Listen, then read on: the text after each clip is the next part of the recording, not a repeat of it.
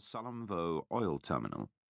Commissioned by North Oil, one of the consortium of ownership companies, to celebrate the 30th anniversary of the start of production at the terminal, the book had been the brainchild of the Edinburgh office, therefore never wholeheartedly endorsed by the local management, who prefer to get on with their work with as little fuss as possible. So the fact that Howard Mitchie, the chief manager at North Oil, had a prior engagement was not unexpected, and it was his senior assistant manager, Kevin O'Connolly, who had been deputed to attend on his behalf. Mabbut didn't like O'Connolly at all. He was a professional Scotsman, parading a hard-bitten Glaswegian mythology as transparent as glass. There were also familiar faces from public affairs, Harry Brinsley and Sheila O'Connell, both young, bright, and woefully underemployed, as well as Roscoe Gunn from planning, tall and tedious, Laurie Hennock from accounts, Rob Taggart, who had been taken off development to coordinate collection of all the material Mabbut might require, and last of all, May Lennox from Human Resources, who was responsible for seeing that Keith was paid and housed while he was up in Shetland. When he had made his first visit 16 months earlier, Mabbut had been struck by how little was known about the terminal, whose input and output had, after all, transformed the British economy. In the local bookshops there were shelves devoted to fishing and birdwatching and local music. There were 3 or 4 histories of the Shetland Bus, an operation which had used the island's fishing boats to assist the Norwegian resistance in the Second World War, but the few books on the oil industry were long out of print. The smart and comprehensive new Museum of Island Life, itself paid for by oil revenues, had several displays of Neolithic stone dwellings, and only one devoted to the source of the windfall that had changed the inhabitants' way of life.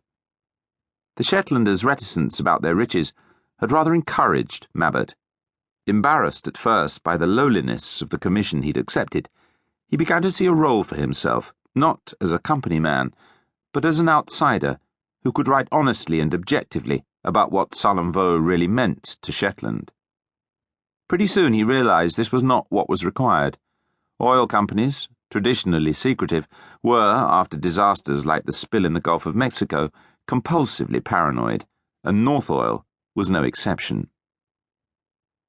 As security was tightened at the 1,000-acre complex 40 miles to the north of Lerwick, it was made increasingly clear to Mabbut that he was being paid to accentuate the positive.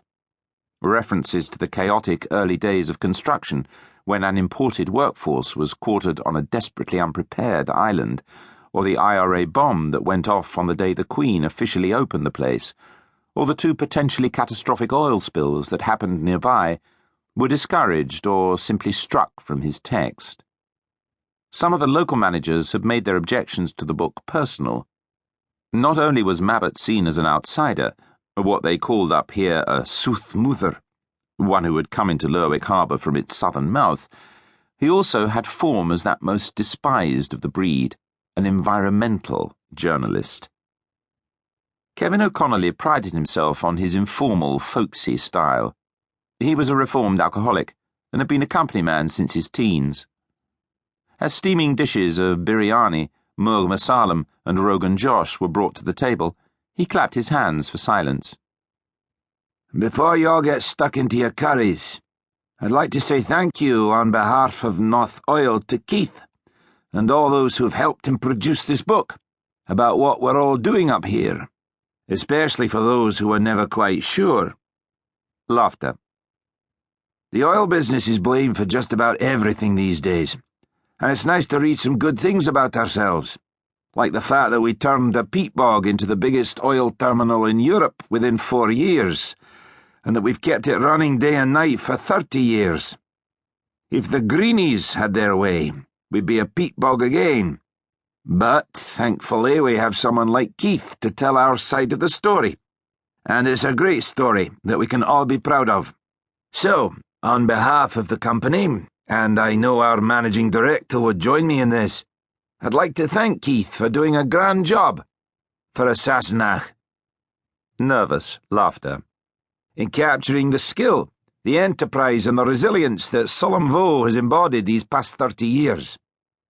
If you want to be reminded of how important our business is and how well it's doing, this will be the book for you.